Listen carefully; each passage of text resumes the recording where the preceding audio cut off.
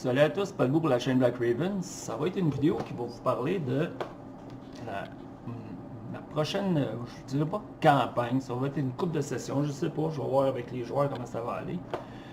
De mousquetaires et sorcellerie, comme j'ai parlé dans ma vidéo réponse du RPG Week numéro 40, Checkpoint. Ça commence ce soir avec Christophe de Pilule Rouge comme joueur, Radburger, Danny et mon oncle Marc.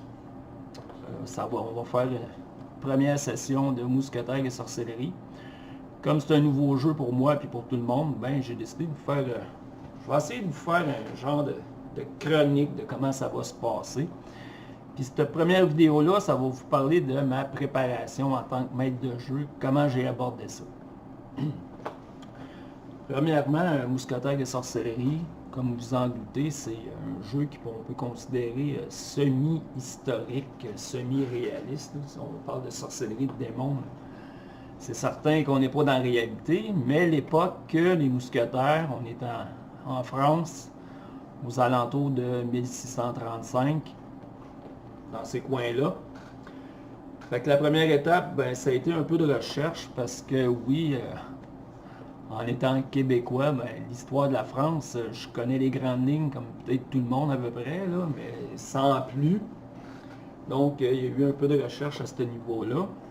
Ensuite, la France en tant que telle, au niveau géographique, au niveau de ce qui pouvait se passer à l'époque, il y a eu de la recherche un peu là-dessus aussi, parce que ben, Christophe est français d'origine, donc je veux pas avoir l'air trop fou non plus, mais bon, je pense qu'il va me pardonner si c'est pas tout à fait exact, mais j'ai fait un peu de recherche là-dessus. Vive Internet, vive Google Maps et tout le reste, sans ça, Mousquetaires et sorcellerie, c'est sorti dans un Casus Belli en 97, je pense. 96, 97, dans ces coins-là.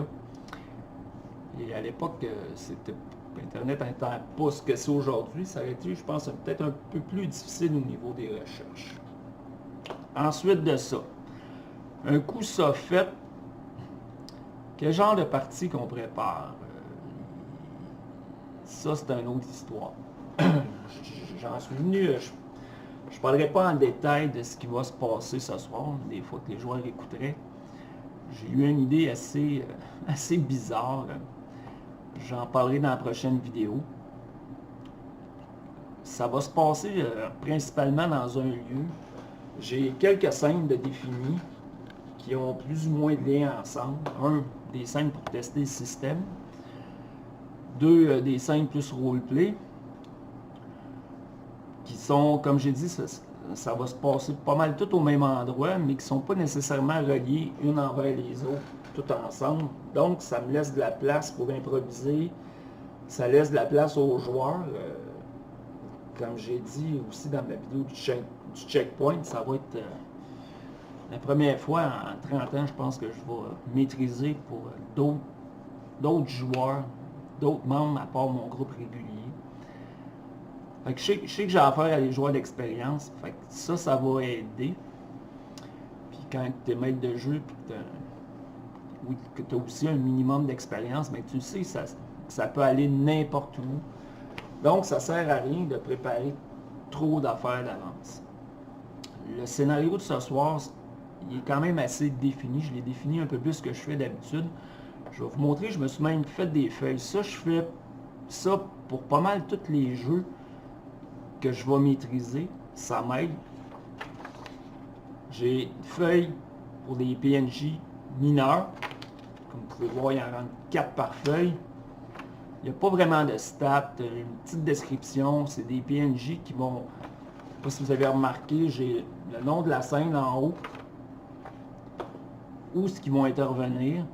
Puis souvent, ça va être des PNJ interchangeables. Ça veut dire que je peux changer un nom, puis je peux les mettre dans un autre scène sans problème. Généralement, ils ont une profession, ça peut être un aubergiste, une serveuse, c'est comme un roulement.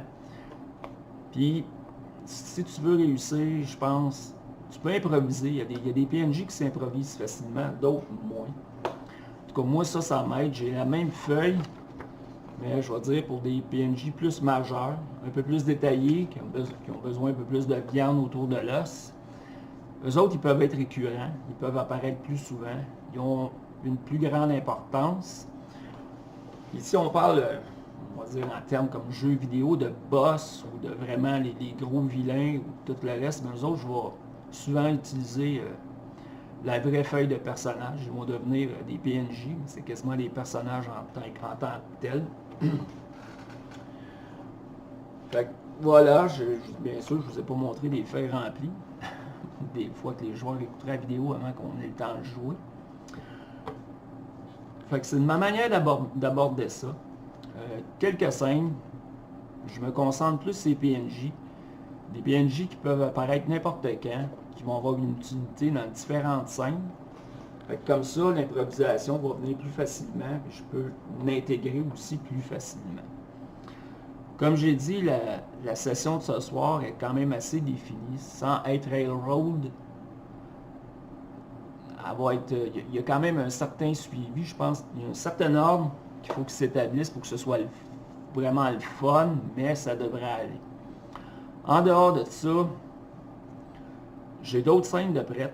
J'ai des scènes de combat, j'ai des scènes de roleplay, mais c'est juste des scènes. Je veux dire, j'ai comme un nom de scène, j'ai 2-3 lignes, dire qu'est-ce qui se passe là. C'est quoi l'objectif de la scène. Toutes ces scènes-là, ils n'ont aucun lien entre elles, sont reliées à rien. C'est des scènes qui peuvent arriver quand le moment se présente. C'est-à-dire que les joueurs vont avoir quand même une grande liberté. Puis si à un moment, je dis, oh, cette scène-là, ça serait le temps, elle fitterait là, je vais l'introduire avant d'arriver. Si elle ne fit pas, ben un jour, elle va peut-être fitter à quelque part. C'est souvent ma manière de procéder. Des scènes on the fly, 2-3 noms de PNJ du genre que j'ai besoin. Puis quand ça arrive, ben c'est quasiment prêt. Il y a moins d'improvisation à faire autour de ces scènes-là. Ça n'a pas l'air non plus trop chemin de fer, là, on s'en va en ligne droite comme ça, puis tu as l'air préparé sans nécessairement avoir mis des heures là-dessus. Voilà, c'est la manière que j'ai préparé ça. J'ai sûrement oublié des détails. Pour ceux qui se demandent des feuilles, ben je trouve ça utile, puis ça prend même pas 10 minutes à faire de la feuille. C'est pas très long. Après ça, tu en imprimes une couple de copies, puis tu peux faire ça pour à peu près tous les jeux. Fait que t'as pas, durant la game, ok, j'écris un nom, là, ça me prend des stats vite. Oui, ça peut arriver, là, on a tout à improviser ça des fois. Mais je trouve comme ça, c'est un peu plus organisé. Fait que voilà, c'était en gros ma préparation pour la première session de Mousquetaires et Sorcellerie. Ça va être un genre de session 0, session 1 ce soir. Tout dépendamment des personnages, comment de temps que ça va prendre, les règles, qu'on s'entende, ok, on va fonctionner comme ça, le système dit ça, mais en principe, on ne devrait pas trop changer d'affaires, c'est pas le but. Mais juste voir pour être certain que tout le monde a compris la même affaire. Puis si on a le temps, ben on part ça. Puis je vous en donnerai d'autres nouvelles plus en détail, comment que ça a été, puis peut-être un peu de l'histoire, ce qui est arrivé dans la suite de Mousquetaires et Sorcellerie. Merci de m'avoir écouté tout le monde. À la prochaine. Ciao.